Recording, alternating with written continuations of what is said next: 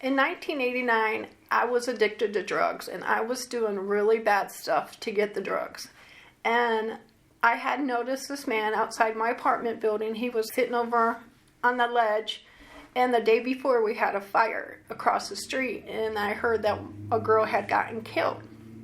Well, I didn't put, two and two together.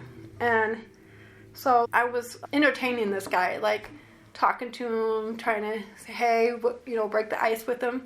And he said, hey, do you want to get high? I'm like, hell yeah, I want to get high, because that was the way I was back then. And he said, okay, so we went back into my place. And all of a sudden, we did our business. He was supposed to pay me, and he didn't. He started attacking me, and he jumped on me, and he pulled this knife out from wherever he had it.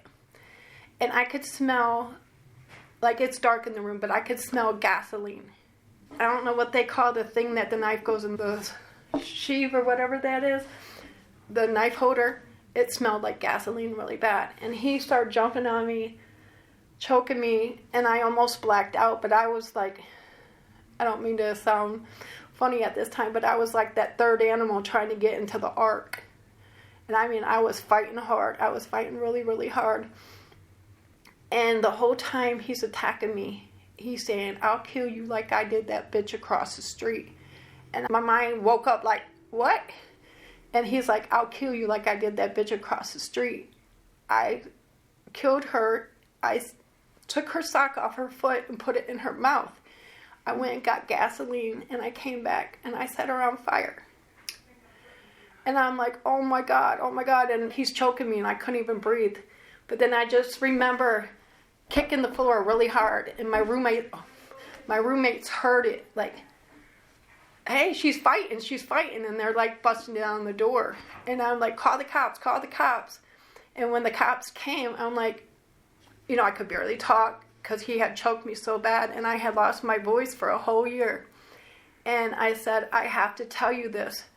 He said he killed the girl across the street. And they're like, we didn't even say there was anybody in that fire. And I said, he said he took her right sock off and put it in her mouth and went and got gasoline and set her on fire. The cop was like, we got him. We didn't tell nobody that. And then later on, as we're going through the trial, I felt dirty. I felt, why am I living? I was a prostitute at that time, a drug addict.